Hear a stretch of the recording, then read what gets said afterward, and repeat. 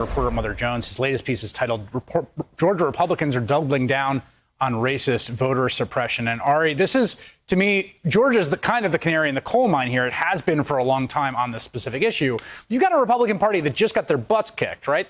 They lost the state in the presidential. Then they lost 2 Senate seats that they didn't think they were going to lose. And again, like, this is the place where the existential choice is, okay, do we go back and think like, well, how do we appeal to Georgians more? Or maybe we can pair off those margins with the new voting rules. What are they doing? You're absolutely right, Chris. Georgia is really ground zero for voter suppression because the demographics of the state are changing. Black voters in particular turned out record numbers. The state flipped blue and then elected 2 Democratic senators. And the response by Georgia Republicans is to try to roll back all of the voting methods that led to that record turnout, to get rid of automatic registration, to eliminate voting on Sundays when Black churches hold Souls to the Polls voter mobilization drives, to restrict mail voting. Georgia Republicans wrote every aspect of their state's voting laws. But as soon as it didn't work for them any longer, now they want to change the entire system. Well, that's such a great point, too. And also part of, I think, it doesn't cut as neatly as I think some people might think it does. I mean, obviously, like, the Souls to the Polls and Sunday voting has a very clear target. But, Nate Cohn made this point, and I thought there's a plausible argument here. There's no serious reason to think Democrats benefit from, say, mail absentee voting. It does have some downsides to the electoral system. Dems could even trade it for something they care about if bipartisan electoral bill was possible, which, of course, is not the case. But Republicans seem to have very clear images of, like, who this helps and who it hurts. And given the coalitions in flux, it's not even clear to me they understand their own best interest here. Well, they're willing to accept a lot of collateral damage if they believe that it's going to hurt their opponents more. Right, because so many Republicans in Georgia used automatic registration. So many Republicans in Georgia used early voting. Democrats outnumbered Republicans in early voting for the first time in January 5th, meaning that Republicans have used early voting at a higher rate than Democrats in every single election in Georgia before January 5th.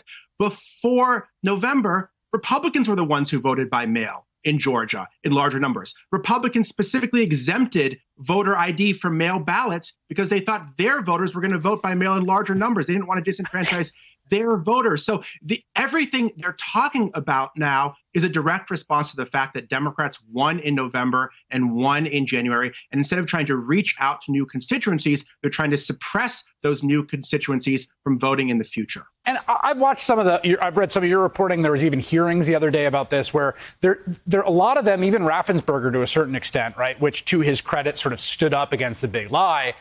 There has been a lot of this like yada-ing about like, well, a lot of people think there was a lot of fraud.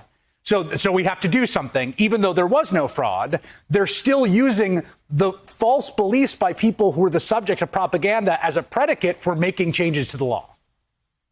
Yeah, it's pretty amazing to watch, Chris. I mean, you have the Republican Secretary of State in Georgia stand up so publicly to Donald Trump, yet he's completely on board with his party's voter suppression crusade. And that's why I believe so few Republicans denounce the big lie, or even those that did denounce it still found it useful in the sense that they knew they could use this in the future. They knew Donald Trump didn't win the state of Georgia, but they knew that if they created enough doubt, if they manufactured enough of a crisis, then they could introduce all of these laws in response to that quote unquote crisis that would fit their political goals. And so even though they've stood up against Trump, they are now using Trump's lies or the perception of Trump's lies as the basis to make it much more difficult to vote in the state. And there's a pattern here bigger than Georgia that you have shown in your reporting we've seen all over, which is that Republican parties in closely divided states sometimes are the most radical. They're the ones that are most militant about this because the stakes are so high.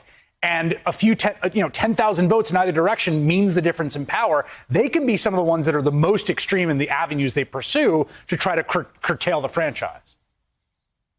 Well, that's why we're seeing some of the craziest voter suppression bills introduced in states like Georgia and Arizona, because they know if they can change 15,000 votes, that's enough to make a difference. And they're talking about getting rid of things like automatic registration and days of early voting and no excuse absentee voting that millions of voters used in the last election. We're not talking about small changes around the margins. We're talking about changing the entire voting systems in some of these states, changing policies that tons and tons of people use. And so they believe that if they're able to shave off just 20,000 votes. Right. That's enough to try to keep the state red or prevent it from becoming bluer.